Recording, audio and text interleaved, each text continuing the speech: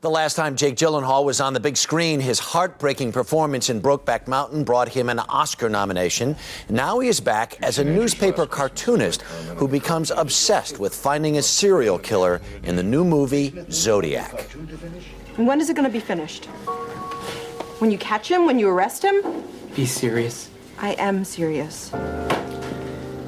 I need to know who he is. I need to stand there. I need to look him in the eye. And I need to know that it's him. Is that more important than your family's safety? Of course not. Why? Why do you need to do this?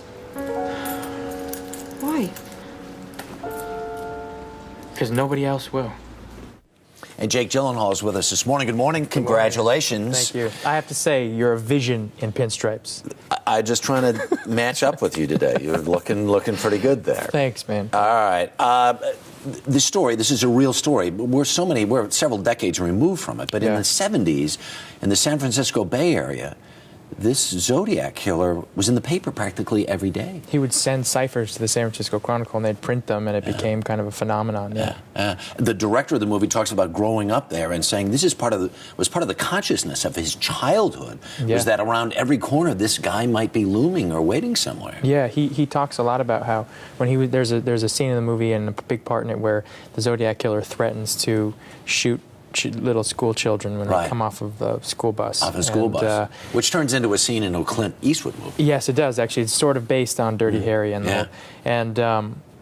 David Fincher, who directed the film, was one of those kids on the school bus. So he remembers police cars following them, and he remembers the whole time. Talk about your character a little bit, because you play the role of a guy who's a cartoonist at the paper, and he wants to get involved in solving this crime. And the paper, and especially the Robert Downey Jr. character, was the big, go-get-him reporter. He's quite reluctant to let you in on all of this stuff. Yeah, I mean, my character at the very beginning of the movie is just sort of on the peripheral of it. He's interested in puzzles, and he's interested in the ciphers that the killer sends, and then as the case goes on, and as Robert Downey Jr.'s character and Mark Ruffalo's character, who plays the head detective, can't solve it, he picks it up under the guise of writing a book about it, and consequently doesn't have to deal with all the red tape and all the things involved. And you met him. You actually met the character this is based on. Oh yeah, Robert Graysmith. What was he like?